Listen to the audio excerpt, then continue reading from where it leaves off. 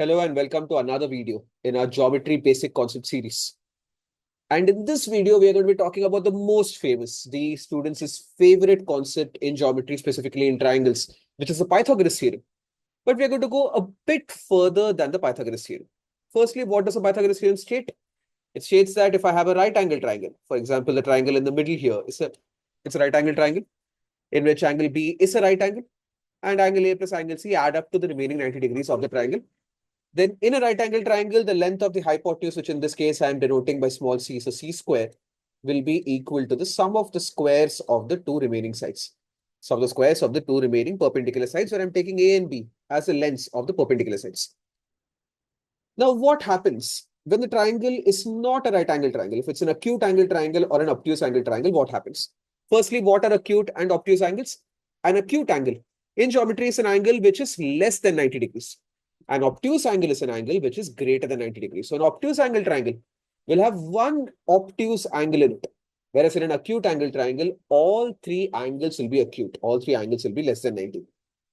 So what will happen to this relation of c square is equal to a square plus b square when we are taking the case of an acute or an obtuse angle triangle?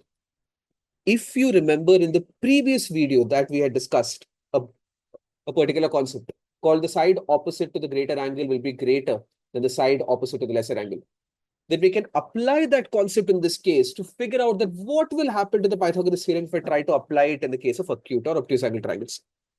So let me explain how that theorem or that concept is pertinent here. So if I observe angle B here in this case angle B is acute, which means that it is less than 90 degrees. So the side opposite to the greater angle will be greater than the side opposite to the lesser angle. Which means in the case of an acute angle triangle, this length C will be lesser than the length C for a right angle triangle. If I keep A and B constant, if I keep the length of AB and BC constant, then what will happen is C square will become less than A square plus B square. Similarly, in the case of an obtuse angle triangle, angle B is greater than 90. And again, because the side opposite to the greater angle will be greater than the side opposite to the lesser angle. So which means in this triangle, length of AC will be greater than the length of AC in the right angle triangle ABC. Which means in this case, C square will be greater than A square plus B square. This is how the Pythagoras theorem evolves from an acute angle triangle through a right angle triangle to an obtuse angle triangle. This is how the Pythagoras theorem actually propagates. In the case of acute angle triangle, square of the longest side will be less than sum of the squares of the remaining two sides. In the case of a right angle triangle, square of the longest side will be equal to the sum of the squares of the remaining two sides. And in the case of an obtuse angle triangle, square of the longest side will be greater than sum of the squares of the remaining two sides. These two relations are often referred to as the Pythagorean corollaries for acute and obtuse angle triangles respectively. And the application of these two concepts you might find sometimes when a question asks you to find the possible lengths of sides of a triangle.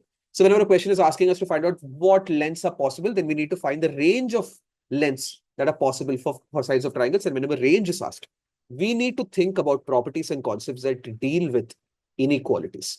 That is where the Pythagorean corollaries for acute and obtuse angle triangles can find its use in solving questions. Thank you.